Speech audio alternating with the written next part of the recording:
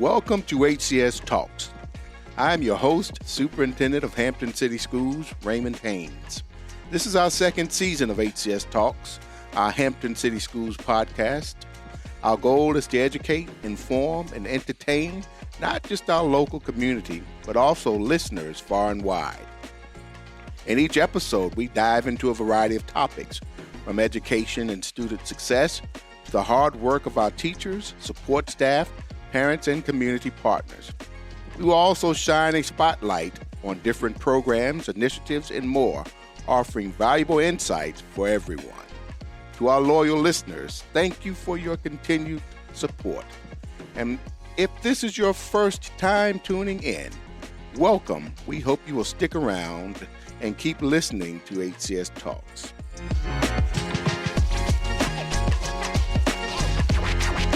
Today, I have the opportunity to sit down with Ms. Carla Mahn, our Director of Student Development and Counseling. So welcome, Ms. Mahn. Thank you for joining us today on HCS Talks. Before we dive into our discussion, please introduce yourself to the listening audience. Well, first, thank you, Dr. Haynes, for having me as a guest on your podcast. I am originally from Gloucester County, but I went to school in Newport News, Virginia. I am the mother of two wonderful twin 14-year-old boys who are now freshmen in high school. I started my career with Hampton City Schools actually as an intern at Phoebus High School. I am not going to say the year, but I will say that it was a great experience, but it was quite some time ago. Once I finished that internship, I also worked as a long-term substitute counselor at Tucker Caps, which is now Mary Jackson, and also at Moton Elementary before it was a preschool. I then decided to go into school counseling full-time and took a job at Moton Elementary School as a school counselor there for a number of years.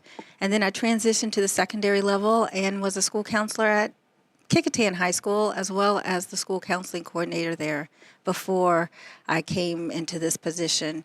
So my entire career in education has been with Hampton City Schools, 27 years. 27 years. So you were born in Gloucester. I was. So did you attend schools in Gloucester, or all of your schooling was in Newport News? I attended elementary school in Gloucester, Abingdon Elementary School. I'll never forget it. And then you came to Newport News and graduated from what high school? Ferguson High School, home of the Mariners. So you are old. You're trying to skip around your age, but it's sort of telling it somewhat in some way, shape, or form. So after Ferguson High School, where did you attend college? I attended Christopher Newport University with you, Dr. Haynes. It was Christopher Newport College when we attended it, correct? Initially, maybe when you attended. When I attended, it was a university. It was only a year after that. So we don't want to get into telling the listening audience that I actually got you through undergrad and helped you to get to where you are today. But that's a story for another day. To them. All right, Ms. Mahn, can you share a brief overview of your role as the Director of Student Development and Counseling and your journey into this profession? Okay, well, you know a little bit about my journey into the profession. I started out at Christopher Newport University. Actually, my major was biology, and I was also majoring in musical performance. At that time, my goal was to become a doctor. Mm-hmm. Organic chemistry stopped that goal. On my third try with organic chemistry, I decided I needed to look into a different profession. And I had taken a lot of psychology courses and decided that I wanted to go that route. I always wanted to be a school counselor, but I think, just like a lot of students, we think of medical field, attorney, and so that's why I pursued the medical field at first. But I think I made a good decision in changing that career goal. So I got my degree in psychology as well as musical performance, and then went on to Regent University and pursued my master's in school counseling and in community counseling. Nice. During my time at CNU initially, I was going to be an economics major. See? So there were some courses that I took that helped me to decide this is probably not the avenue I want to explore. And then went on to pursue something similar to you as well in the counseling profession. So, but here we are today. So, Ms. Mahn, what is the primary role of school counselors at each educational level, elementary, middle, and high school, and how does their focus shift as students progress through these levels? Well, the school counselor plays a vital role in fostering positive school climate, making sure there's a safe learning environment. They help the students navigate their educational experiences, and they also promote mental health, the overall well-being of the student. The primary focus is to provide counseling services and support across 3 domains: the academic domain, the social personal domain, and the college and career domain.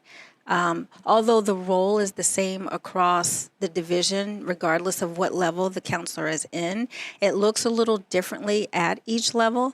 The elementary school level, the counselor is more focused on teaching social emotional learning skills, helping the students learn about themselves, teaching emotional regulation, conflict resolution.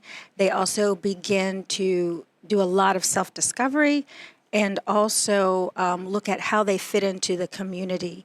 And then we also begin some college and career exploration at that level as well. The middle school continues with the social emotional learning, but they emphasize more self-identity with the students trying to figure out how they fit into the world, how they fit in with their peers, beginning to learn some independence, how to advocate for themselves. And then at high school, there's still social emotional learning, but we want the student to be able to advocate more for themselves. And there's a huge focus on post-secondary readiness. So taking all of that social emotional learning that they've learned and using it as a way to look at post-secondary options, prepare for college, enlisting into the military, or pursuing a career or future education. The school counselors use a tiered systems of support. So they provide classroom lessons, they do small group counseling, they do individual counseling. They also work in collaboratively with others, which is huge for student success. And they do a lot of things with the parents to help support the students as well. Very thorough, very thorough. And it looks like they cover the full gamut in looking at how we connect with the whole child, as well as their role in the school, at home, and in the community as well. Yes. And we'll get into a little bit more about that because everything you were just mentioning speaks volumes to our North Star in being the portrait of a Hampton graduate. And when you look at the characteristics that are described, outlined there, it shows us how the school counselors play a vital role in making certain we're shaping our young people and preparing them to be the portrait and also being college, career, and life ready. So how do counselors collaborate with teachers, administrators, and families to support student success? Well, everyone wants our students to be successful. So we know that each student is an individual. They learn differently, and they have different experiences and challenges with learning.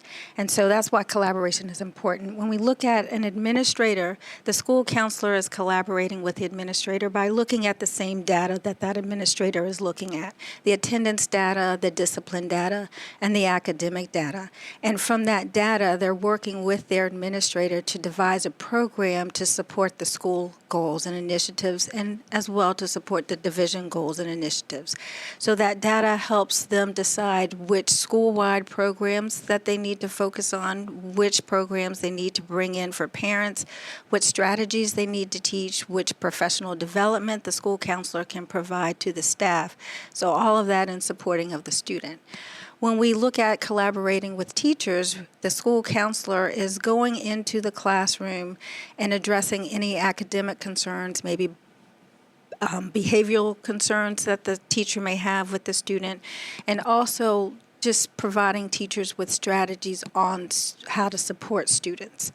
They also serve on some of the teams with the teachers, so that way they can be involved with what the teachers are seeing in the classroom and then tailor their lessons to help support what the teacher wants to happen with the students in the classroom. Parent-wise, we always want to work with our parents and be a bridge or barrier with the parent. So sharing resources, addressing concerns that the student may have at home, and also helping the parent with strategies to help their child at home. Just staying connected in a multifaceted way. It just shows how impactful and powerful the role of the school counselor is in our buildings as well. The Academies of Hampton and Master Plan 2.0, of course, is a major initiative for our school division. What role do counselors play in this? Okay. Well, I want to start by just looking at the onset of the Academies of Hampton a couple of years ago. The purpose of that was to make sure that our students were ready for those high-wage, high-demand jobs of the 21st century. And so the school counselor's role didn't change. The services that they provided didn't change, but it was just the way that it was done. The school counselors no longer serve students according to their grade or their last name. They actually are academy counselors. So they serve those students and provide those services, but through the lens of the academy that the student is in. And so, of course, with Master Plan 2.0, we wanted to move that down to our elementary and middle school students, just to make sure that we're ensuring that they are aligning themselves with the portrait of a Hampton graduate as well. And so with that, the school counselors play a role in helping devise those signature experiences and those touch points that go along with the signature experiences. Again, their role didn't change and the services that they provided didn't change, but it's more of a collaborative nature, and it's all focused on providing the experiences according to that specific focus for that grade level, according to Master Plan 2.0. So it's still, the one division, one transformation. We're all invested in the college, career, and life readiness of our students. And so the counselors will continue to provide those opportunities. They will continue to provide experiences for students, classroom lessons and small group lessons, but it's more focused and it's more collaborative in nature. They've served on some of the teams with devising these signature experiences, but their whole goal is just to continue to promote and implement the initiatives of Master Plan 2.0. And I think it has gone rather seamlessly because it's not additional work. It's just shifting the way we do things and being intentional on how we have things embedded into the curriculum that speak towards those signature experiences and, like you mentioned, those touch points as well. And everything we do is anchored around that portrait of a Hampton graduate, and it's our promise and commitment to young people and their parents and the community as a whole. And, when we came up with that portrait of a Hampton graduate, it answered those questions which our young people know, understand, and be able to do. And what I often say, especially when I go to elementary schools, when you look at characteristics of the portrait of a Hampton graduate, one of the things it points out is a positive sense of self and purpose.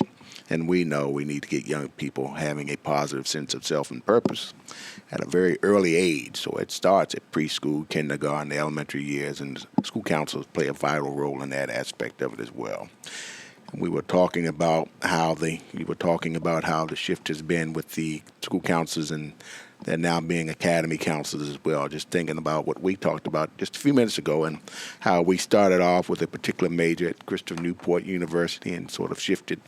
I think the academies play a role in having young people be able to figure those things out prior to going to school. So had we had the academy model and I thought I wanted to be a part of the business sector and economics, and you're going into the medical field, we probably would have been in health sciences at Bethel and then the business aspect of the academies at Hampton High.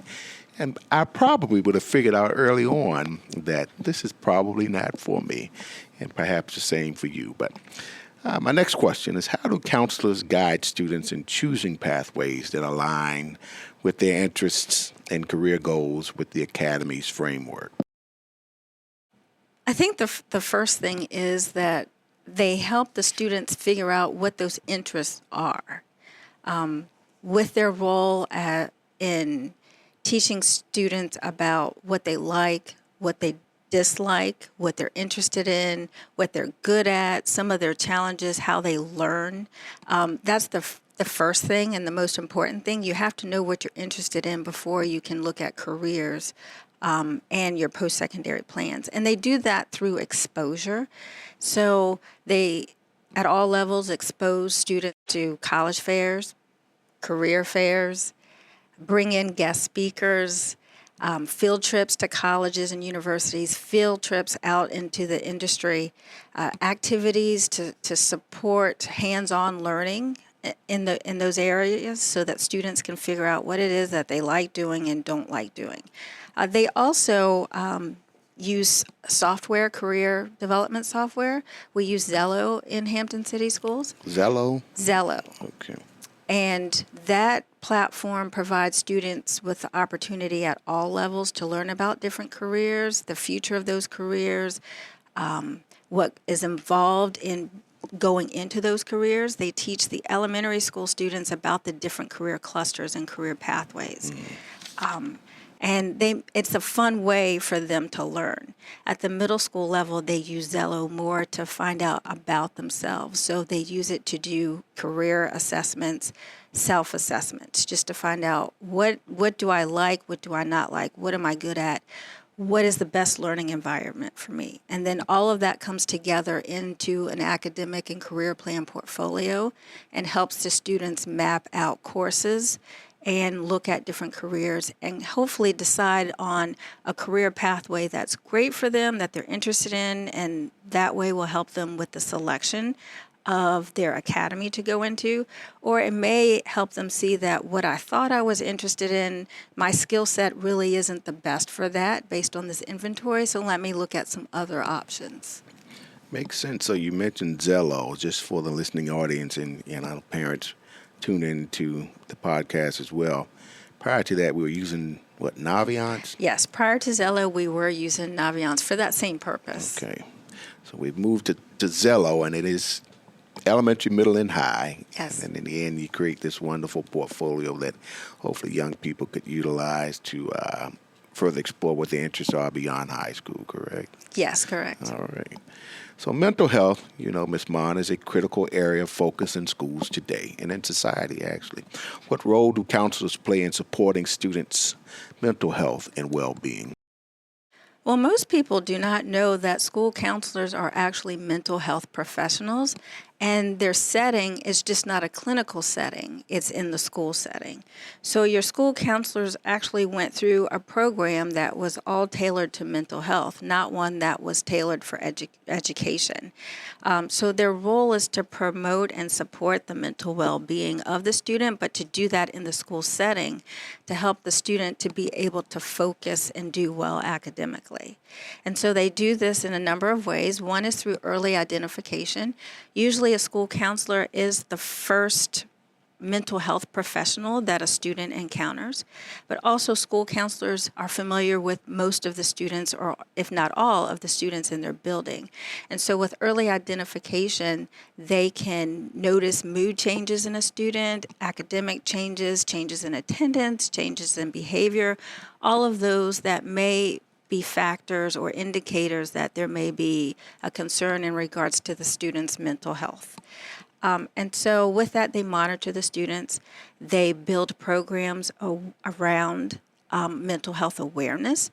They promote that in the classrooms by teaching some skills like coping skills, stress management, anxiety management. Also teaching that it's okay to ask for help. Signs to look for in your friends, in your classmates, signs to look for in yourself and in your family members, and then how to ask for help and to get that help. They also provide some direct support through their individual counseling and do some small groups tailored to certain aspects, maybe grief counseling or support for students who have deployed families. And they also communicate with the community and bring in professionals to help students as well. That was going to be my next question. Oftentimes, if the situation calls for it, they will reach out to pull in or make parents or families aware of resources outside of the school as well, correct? Correct. All right. So how do school counselors address challenges such as anxiety, depression, or social issues that students may face? Well, just like I mentioned, they do classroom lessons as a whole group lesson, but they also do some small group lessons with students. Identifying those early warning signs is one of the ways that they look at how to form those small groups. So they promote mindfulness, they do social emotional learning, stress reduction strategies, emotional regulation strategies, social skills. Again, their groups may be tailored around providing some grief support or peer relationship support, managing anxiety. They can do crisis management. They work as part of the crisis team. They're first responders in terms of crisis management within the building. And they do a lot of collaboration with families and teachers to provide support and to provide strategies and resources. So what programs or initiatives are in place to promote mental health awareness and support in our schools?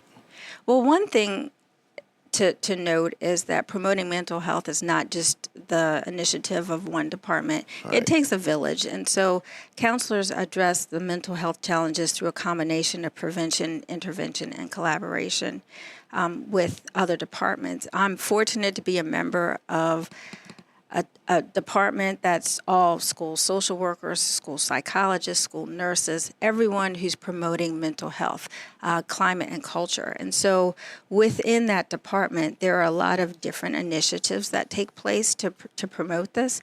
Heather Peterson does a great job of training our staff in regards to sense of belonging and building those relationships with students, and how that is just huge and has a big impact on a student's mental health, as well as promoting a good climate in the classroom and in the school building. And so when a student is able to feel safe, they can feel safe mentally, physically, and emotionally within the classroom, and that's important.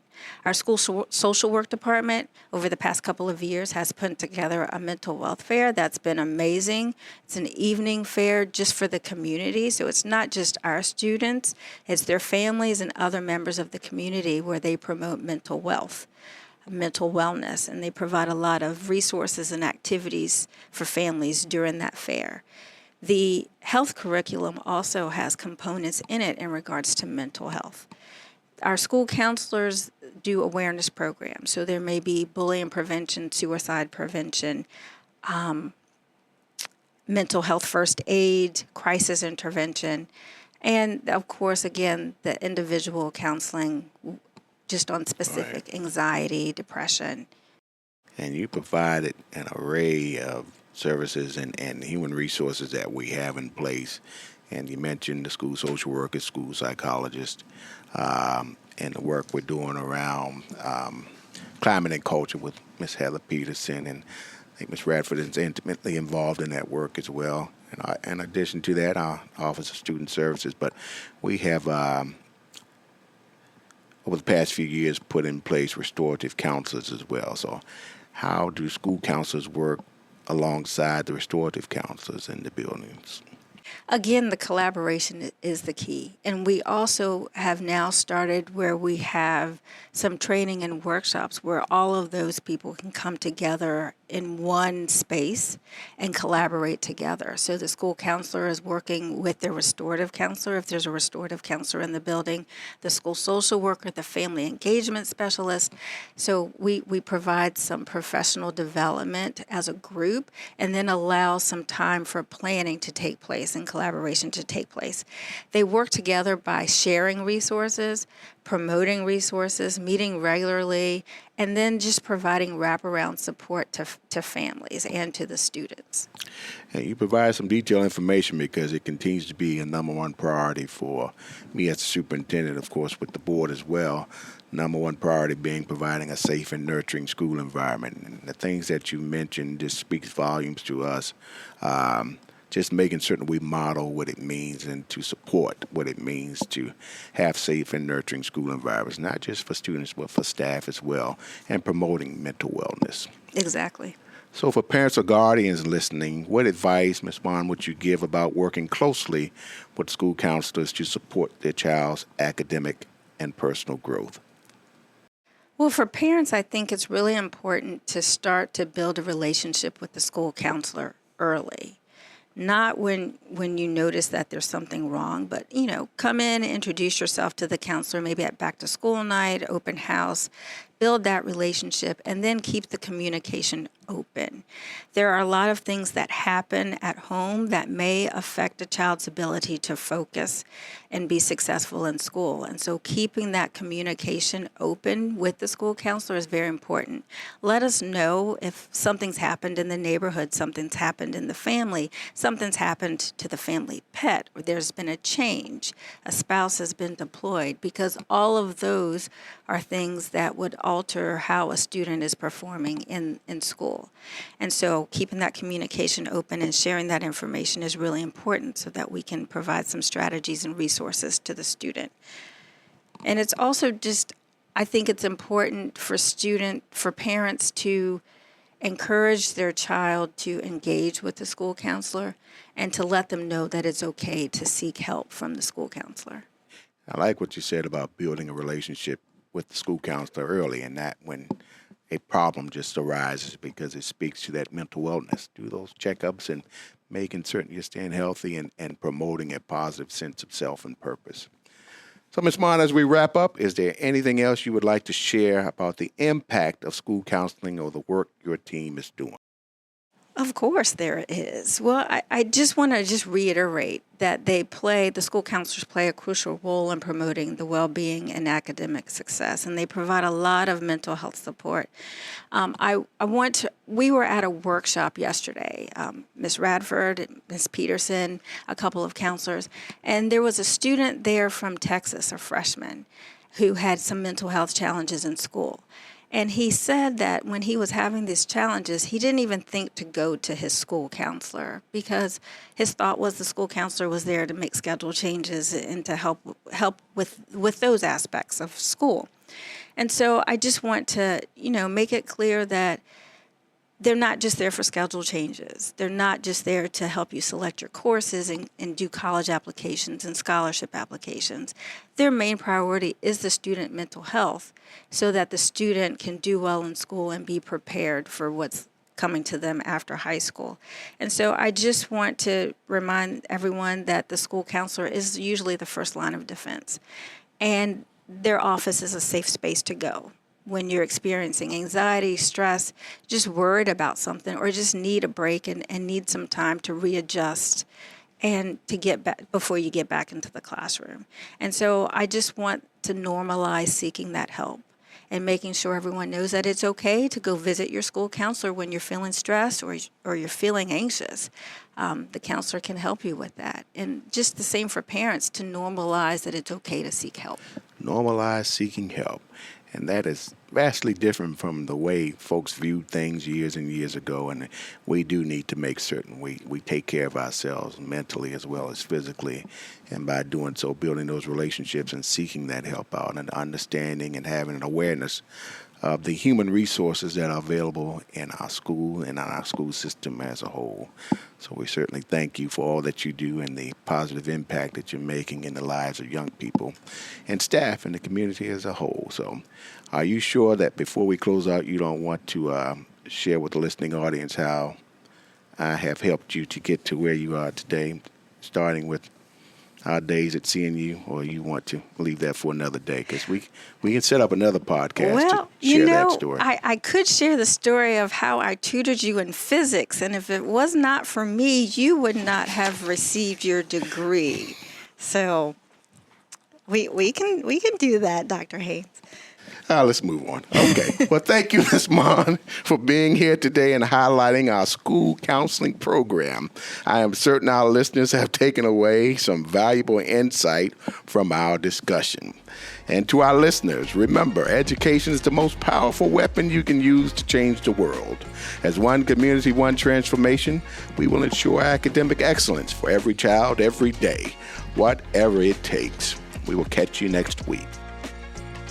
Listen to learn more about Hampton City Schools. New episodes of HCS Talks drop on Thursdays. Subscribe and listen to HCS Talks. HCS Talks is a Hampton City Schools production.